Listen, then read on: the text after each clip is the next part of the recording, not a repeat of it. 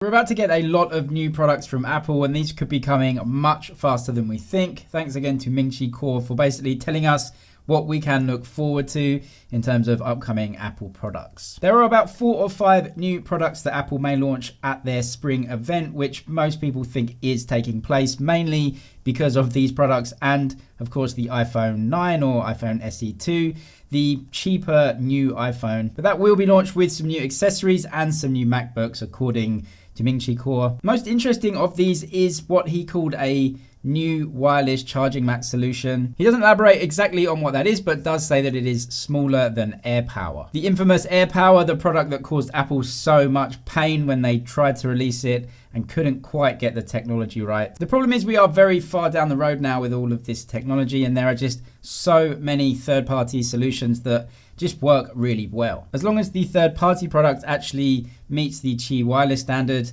then they're all going to be more or less the same in terms of how they charge. And there's so much choice right now in terms of what it looks like and how many things you can charge at once. If Apple could actually release AirPower with charging 3 products, placing them anywhere on the mat, then that would be such a good product. We'll have to wait and see if Apple can do something special and bring us actual AirPower, whether it's just another charging mat. More information also on wireless tags, which Apple may bring to market. Support for these were found in iOS 13, which are essentially tiny, small tiles that you can attach to different things.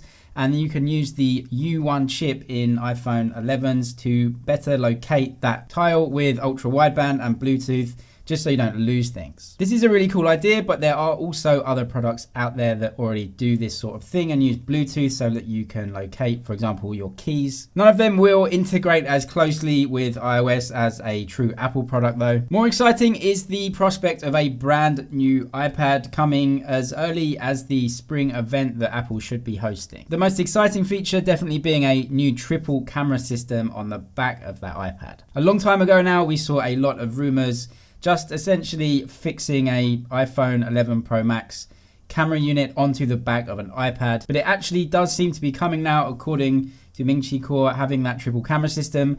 More importantly, being able to use 3D sensing so that you can use augmented reality on the iPad, and that would be a really good feature. Definitely something that goes with the iPad. I actually do believe this one, as augmented reality is much better with a much bigger screen, and Kuo says that this could be coming at the March event. That will be seen with the brand new iPhone 9 or iPhone SE 2, whatever Apple want to call it, the cheaper version of the iPhone put in the body of an iPhone 8, but with the internals more of the new iPhone 11 range and just a single camera at the back. Another really good piece of information from him though is that Apple may use side-mounted fingerprint sensors in a cheaper iPhone as early as next year. Side-mounted fingerprint sensors have been used in Android phones for such a long time now. We've actually seen more phones take that design up, especially this year with basically no bezels to be found in many Android phones anymore. If the phone is still using an LCD display, which this Apple product would too, putting it on the side means you can therefore just not have any bezels on the front of the phone. So with the new iPhone 9 launching this year with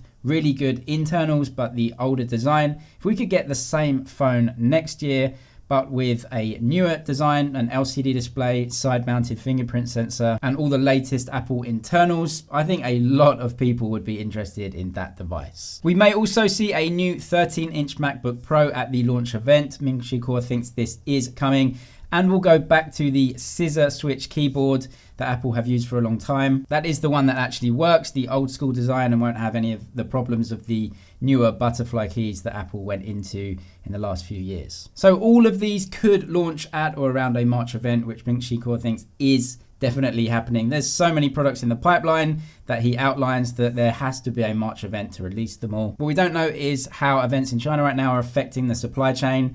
Even though suppliers have come out and said they're not going to be affected, they definitely will be affected. People aren't working in China and it's hard to get around or even fly into China right now. So we'll just wait and see how much these are affected, and if the problem continues, how long they'll be affected. Subscribe for all the latest tech news and videos. That's it for now, but I'll see you in the next one.